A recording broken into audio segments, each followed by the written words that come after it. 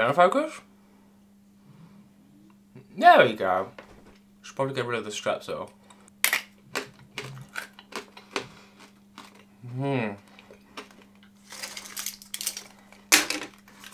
Right. Something's still not quite right. Ah!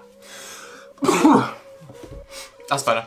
What is going on, everybody? Welcome back to another video. It's been a while. Literally haven't had the time to do any YouTube videos.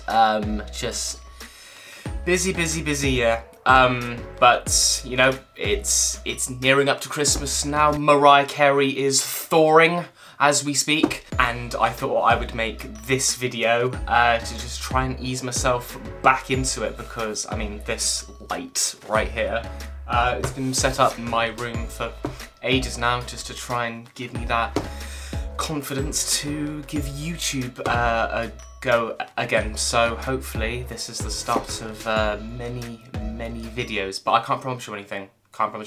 I'm the most indecisive person I know. Before we get into today's video, I want to say thank you for the love and support on my cine rig video, where I talked about how to put, creating a cine rig that I could put on my gimbal, take it off, have it on a tripod, handheld, all that sort of stuff. It did so well. That is the most views I've ever got on a single video ever, so really appreciate that. And as well as that, my Polar Pro Mist filter did extremely well as well. I think that's over like 3K now. So starting to sense a sort of pattern, a theme, and clearly you guys really enjoy those sorts of raw videos, I guess, where, I mean, obviously I still put effort into it, but it's a bit jokey, it's a bit, yeah, it's just a bit of fun. So I'm going to carry on with that theme today and talk about the cine rig 6 months later, what I have learnt, and actually how the cine rig has changed. So with all that out of the way, let's get into today's video.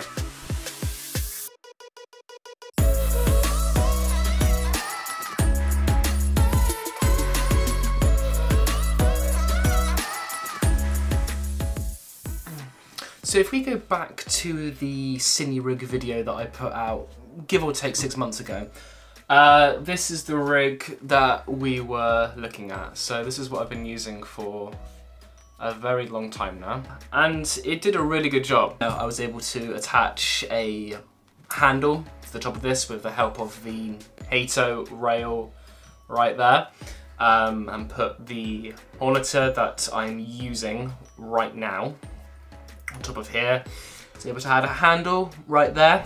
Obviously got the follow focus right here, got the rails and the system tripod. It was great, it was brilliant. Only real problem is when this fit into my camera bag. Now, when it comes to a cine rig, the more I can just take it out of the camera bag and just go, the better. And it just really wasn't really fitting in the camera bag. I mean, I don't know if just get my camera bag. So this is the camera bag that I use. Protactic 450 AW2, I think it's called. Brilliant bag. It fitted in there, and it was just too big. It was just way too big. So I wanted to look for a cage, essentially where I didn't have to attach things to, or at least not use these Hatos. Like, I literally, to make it smaller, I sawed that off. That's how like small I wanted it to be. And I couldn't really find a cage which did exactly what I wanted it to do, until I found that cage. Now, you're gonna have to forgive me, because I don't actually own another camera that shoots 4K, and I refuse to shoot anything else that's not in 4K, except for this phone right here. So I'm just gonna switch it over. So switching over to my iPhone now, ignore that, ignore the desk. But this is the cage right here. So it is a full cam and ULANZI collaboration, and it is the best cage I have ever used. The tripod is also from ULANZI as well, and we'll get into that in just a bit. But I want to start this video by talking about this cage right here. Right, back to the video. So this video is going to be split up into two parts. The first part being about the cage and the second part being about the tripod. So with all that out the way, let's get on to why this is the best cage I have ever used. So first off, I'd like to apologise for the lack of audio. I was playing music in the background and completely forgot to turn it off. So gonna start unboxing the cage now, and you'll soon see that I realise a knife is gonna do nothing, because it's a sticker. So gonna start peeling this away and gonna slowly open the box. Is he gonna open it? There we go. Get the flaps out of the way and the polystyrene, and then you can see the cage. But first, I'm gonna take a look at the packet of screws, because you've got to attach the cage to the camera somehow, and remove the cage out of the box, and you'll see straight away just how high quality this cage is. Like, just a real good piece of metal, and is a sure way to not only protect the camera but to attach accessories to it. So just putting the box away, and we'll get into why I really like this cage. So reason number one is that I can use my RS2 plate on it. On the previous cage, the holes were just spread too far apart, but on this cage, it's absolutely perfect. So it makes sliding the camera on and off the gimbal really easy. The second reason is that there's no longer a need for NATO rails. You can literally just attach the accessories to the side of the cage, and it's as easy as that. And the third reason why I like it is just how modular it is. All these attachments just clip into place and makes it really easy to attach a monitor to it. Now, as many positives as there are some cons to this as well. Con 1, or problem 1, problem, don't know, issue? Let's go with issue. It doesn't have the point of contact that it does on the old cage. So there was a little screw in the side of this old cage, which you would screw underneath. So you'd screw through there into the camera, and there's a little screw right there which would just hold it in place.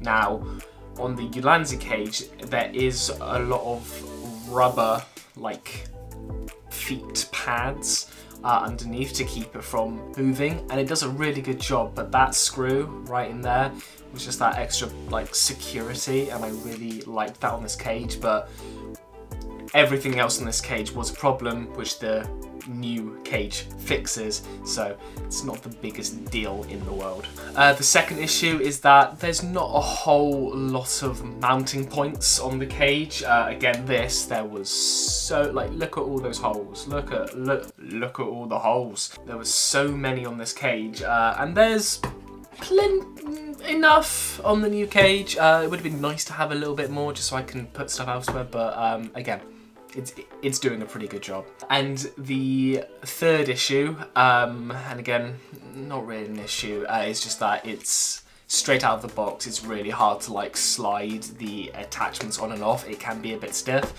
I'm sure that will get easier with time. But again, very, very small things, because other than that, it's pretty much the perfect cage. So all in all, 6 months later, the only real thing that has changed about my cine rig is the cage. Like, everything else is pretty much the same. The audio is the same, the handle's the same, the monitor's the same. The only thing that's really changed is the top handle and the cage. And I tell you what, it's doing a very good job. I will be looking to upgrade the handles and all that in the future, because ULANZI do their own one for this specific system, and it would just make a lot more sense, because that quick release is just the best that I've seen. As good as the NATO rails are, this F22 quick release system is killer. So that's it for part 1 of this video. Part 2 is going to be about the tripod from ULANZI, and that should be coming out soon after this video, and I will dive deep into why this is the perfect tripod for me and why it works so well with the F22 cage that I now have. If you like these sorts of videos and you want to see more, then make sure to like, comment and subscribe. Click that bell so you get notified every time I upload a new video, and I'll see you in the next video. Cheers guys.